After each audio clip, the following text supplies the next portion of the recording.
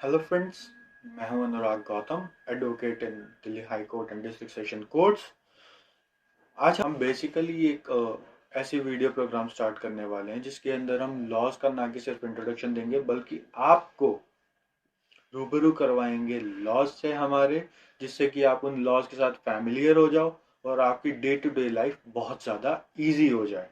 चाहे आप एलएलबी के स्टूडेंट हो या आप एलएलबी के लिए प्रिपेयर कर रहे हो या फिर आप इंटरेस्ट रखते हो लॉज को जानने में और आपको जो इतनी टफ लैंग्वेज होती है हमारे लॉज की उसे समझने में दिक्कतें ना आए और आप इजीली हर एक चीज को समझ सको और उसी वे में समझ सको जिस वे में हमारा लॉ समझाना चाहता है। तो आज हम बात करेंगे इंडियन कॉन्ट्रैक्ट एक्ट के बारे में। इंडियन कॉन्ट्रैक्ट एक्ट बेसिकली एक ऐसी एक्ट है जो कि हमारे कॉन्ट्रैक्ट्स के बारे में बात करती है, जो कि पास हुई थी 1872 में, यानी कि जब ब्रिटिशर्स थे इंडिया के अंदर। तो हमारी खुद की कोई गवर्नमेंट थी ही नहीं, ब्रिटिशर्स रूल कर रहे थे। 1872 में ब्रिटिशर्स ने इस एक्ट को पास किया था। अब जब भी हम कॉन्ट्रैक्ट के बारे में बात करते हैं तो कॉन्ट्रैक्ट से हम सिंपली अगर देखा जाए तो हम उन दो लोगों के बारे में बात कर रहे हैं। कोई एक आदमी एक स्पेसिफिक काम करता है और दूसरे आदमी ने वही स्पेसिफिक काम करवाना है। अब 1872 से पहले ऐसा क्या हो गया था जो हमें 1872 के अंदर इंडियन कॉन्ट्रैक्ट एक्ट को पास करने की जरूरत पड़ गई। इसको हम समझेंगे एक एग्जांपल से। सपोज ए और बी नाम के दो अलग अलग लोग हैं। ए का काम है कि वो बिल्डिंग बनाता है, बी का काम है कि उसने एक जमीन खरीदी है जहां पर वो अपनी एक बिल्डिंग बनवाना चाहता है, रहने के लिए अपना घर बनवाना चाहता है। अब ये सिचुएशन हम इसलिए ले रहे हैं क्योंकि ये मोस्टली लोगों के साथ रिलेटेबल है। हमारे खुद के घरों में या हमारे आस पड़ोस में हम ये चीजें बहुत कॉमनली देख सकते हैं। तो अब ए है बिल्डिंग मेकर जो कि बिल्डिंग बनाने के कॉन्ट्रैक्ट्स लेता है, और बी है एक ऐसा इंसान जिसने जमीन खरीदी है जिसको रहने के लिए अपना एक घर बनवाना है।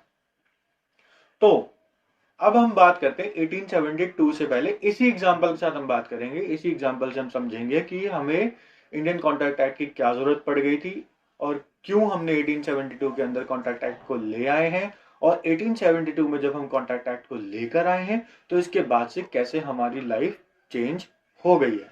और हाँ, ये सिर्फ पर्टिकुलर लोगों के लिए वीडियो नहीं है, क्योंकि कॉन्ट्रैक्ट एक्ट हर एक इंसान को अफेक्ट करती है, चाहे वो लॉ को जानता हो या ना जानता हो। वैसे तो ये हमारे हर एक लॉ की खास बात है कि हमारी लाइफ से रिलेटेड होता है, चाहे हम उस लॉ को जाने या ना जाने, पर गवर्नमेंट और लॉ आपको जरूर जानता होता है।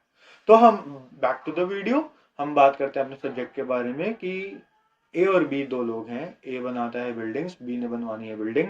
तो अब क्या होता है, बी ने गया जमीन खरीदी एक। अब बी ने देखा भाई यहाँ पर 100 गज मैंने जमीन खरीद ली है, अब इसके साथ क्या किया जाए, घर बनाते हैं रहने के लिए। ठीक है, घर बनाते हैं।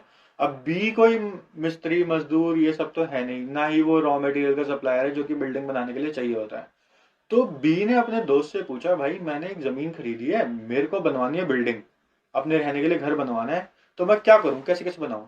तो बी का एक दोस्त होता है सी, वो ये बताता है कि भाई मैं ना, जब मैंने खरीदी थी तो मैं ए के पास गया था, वो कॉन्ट्रैक्ट लेता है और वो आपसे क्या करेगा, पैसे लेगा कुछ और आपकी जमीन पे आपका मकान बना के दे देगा, जिसमें सामान भी उसी का होगा। या अगर आप सामान अपना रखवाना चाहते हो तो आप अपना रखवा लो, कोई दिक्कत नहीं है, वो सारा कुछ करके दे देगा, उसके पास सारी फैसिलिटीज अवेलेबल है। ठीक है। अब बी जाता है ए के पास।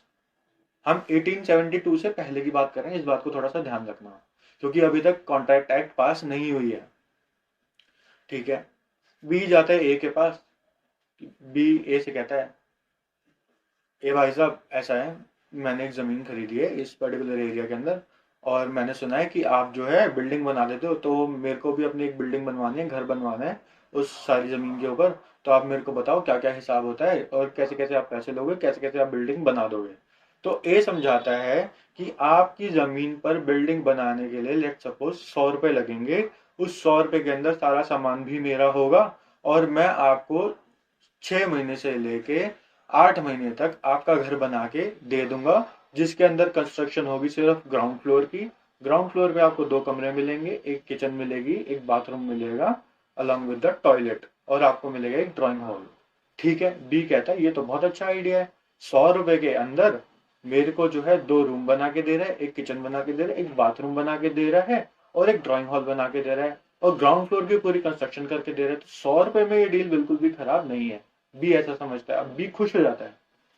बी क्या करता है, बी कहता है ए से कि ठीक है, आपने मेरे को 100 रुपए का रेट बताया है, आप बताओ कि मैं कितने पैसे एडवांस दे दूं और आप मेरा काम शुरू करवा दो। ए कहता है ठीक है, अगर आपको सब कुछ ठीक लग रहा है, मेरा प्लान ठीक है, तो आप मेरे को 50% एडवांस दे दो, 50% काम होने के बाद दे देना। ठीक है। बी ए को 50 रुपए देता है और ए जो है बी के घर पे सामान सारा डलवा देता है। अब कुछ टाइम तक ए की लेबर आती है, बी के घर पे काम करती है।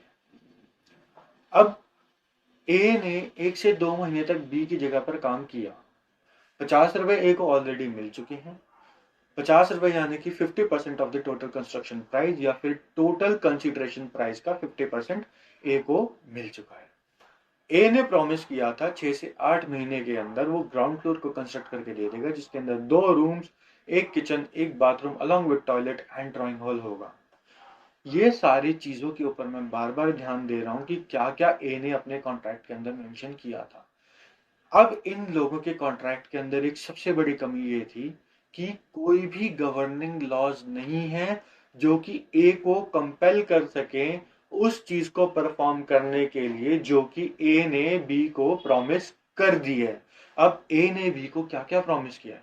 ए ने बी को प्रॉमिस किया है कि आप मेरे को 50% पेमेंट दोगे, उसके बाद मैं 6 से 8 महीने के अंदर आपकी जमीन के ऊपर ग्राउंड फ्लोर का पूरा घर आपका कंस्ट्रक्ट कर दूंगा, जिसके अंदर 2 रूम्स होंगे, एक किचन होगी, एक बाथरूम होगा विद टॉयलेट, एक ड्राइंग हॉल होगा और उसके ऊपर एक छत होगी छोटी। ठीक है जी। लेकिन कहीं पर भी ये चीज रिकॉर्डेड नहीं थी और ना ही कोई गवर्निंग लॉज हैं जो कि ए को कंपेल कर सके कि भाई तूने ये प्रॉमिस किया है तो तुझे एनी हाउ ये परफॉर्म करना पड़ेगा। अगर तू इसे परफॉर्म नहीं करता है तो तेरे ऊपर चार्ज लग जाएगा ब्रीच ऑफ कॉन्ट्रैक्ट का और उसके बाद तेरे को डायर कंसिक्वेंसेस फेस करने पड़ेंगे। अब ये लॉज तो है ही नहीं ना, तो ये लॉज नहीं है, तो इसकी वजह से ए ने क्या किया, ए ने बहुत ज्यादा स्मार्टली प्ले किया और ए ने 1-2 महीने तक बी के एरिया में काम करवाया। उसके बाद 2 महीने बाद ए की तरफ से काम हो गया सारा बंद। अब बी ने ए को चेज किया, कंटिन्यूसली बात करने की कोशिश करी, मिला कई बार जाके कि मेरा काम करवा दो करवा दो करवा दो करवा दो।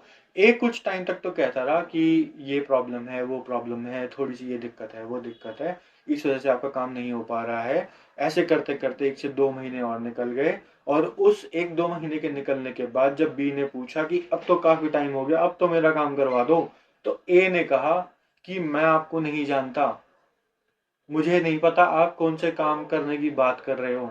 तो बी कहता है कि आपने मेरे से कहा था कि आप मेरा ग्राउंड फ्लोर बना के दोगे, जिसके लिए आप मेरे से 100 रुपए लोगे, आप 6 से 8 महीने का टाइम लोगे, जिसके अंदर आप 2 कमरे का घर मेरे को बना के दोगे, जिसके अंदर एक बाथरूम होगा, एक टॉयलेट होगा, एक किचन होगी, एक ड्राइंग हॉल होगा।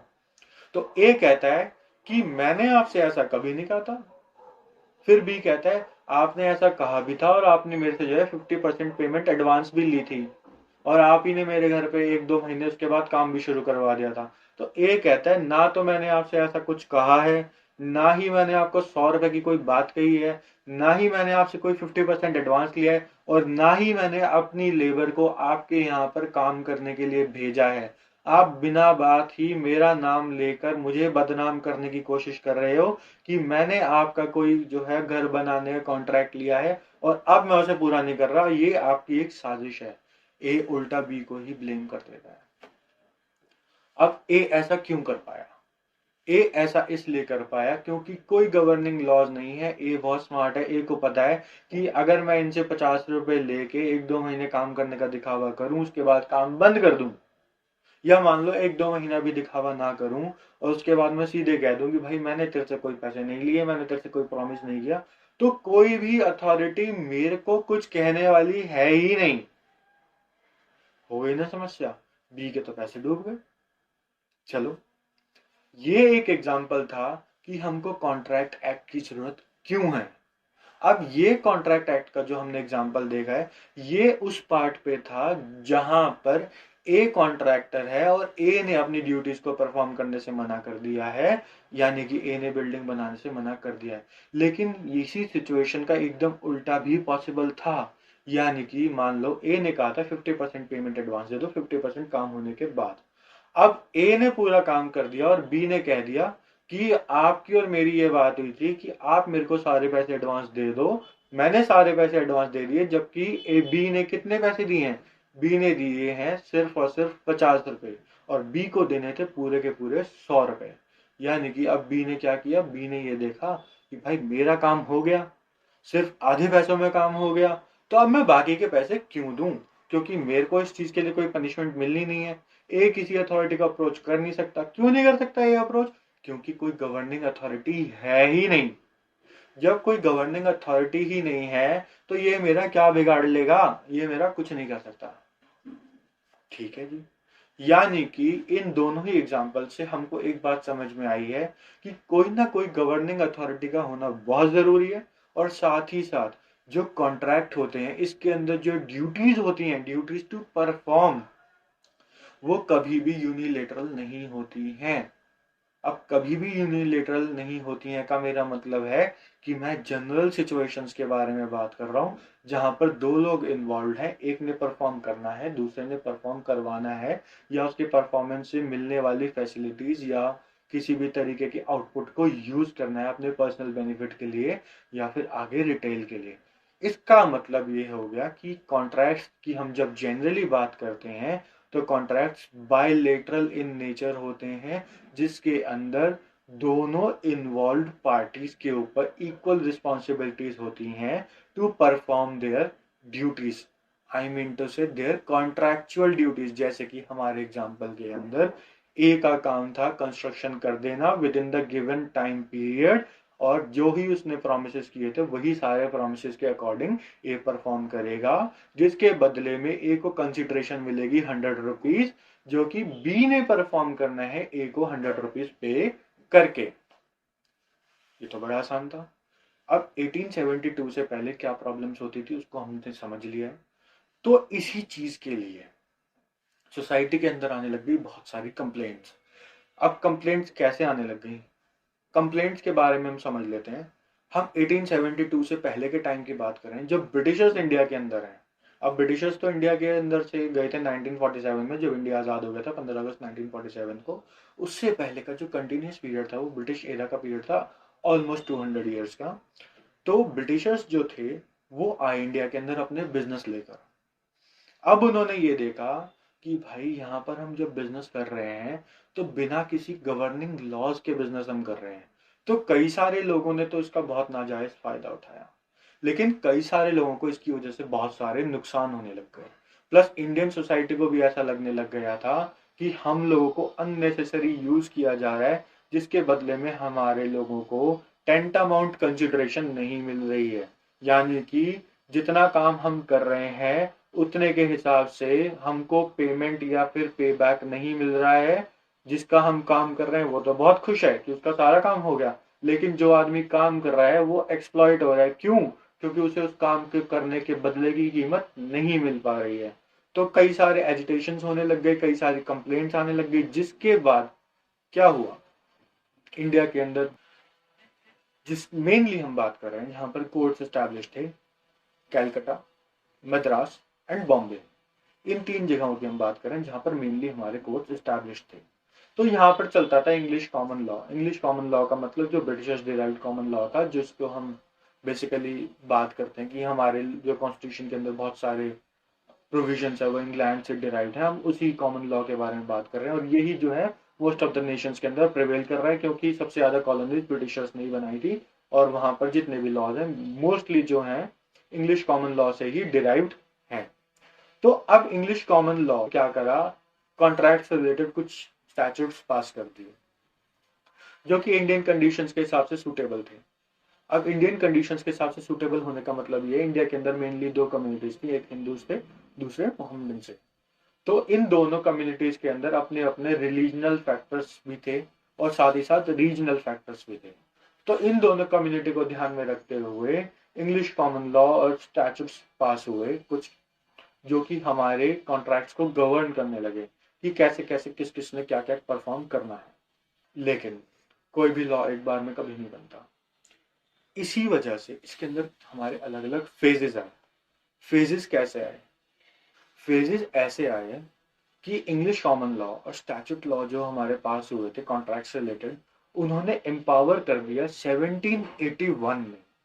1781 में इन्होंने जो इंडिया के अंदर 3 बेसिक कोर्ट्स एस्टैब्लिश थे, जिसको हम सुप्रीम कोर्ट भी कहते हैं, यानी कि कोर्ट ऑफ कैलकटा, इसके अलावा court of Bombay, court of Madras की भी हम बात कर रहे हैं, इनको एम्पावर कर दिया कि कॉन्ट्रैक्ट से रिलेटेड जितने भी डिस्प्यूट अराइज होंगे आप उनका एडजुडिकेचर करोगे, यानी कि आप उनका ट्रायल करोगे कि किस आदमी के बिहाफ पे ब्रीच है, और जिसने ब्रीच किया है उसको आप पनिश करोगे, और जिस भी इंसान को इस ब्रीच की वजह से इंजरी हुई है उसको कॉम्पेंसेशन दिलवाओगे, यानी कि विक्टिम को कॉम्पेंसेशन आप दिलवाओगे।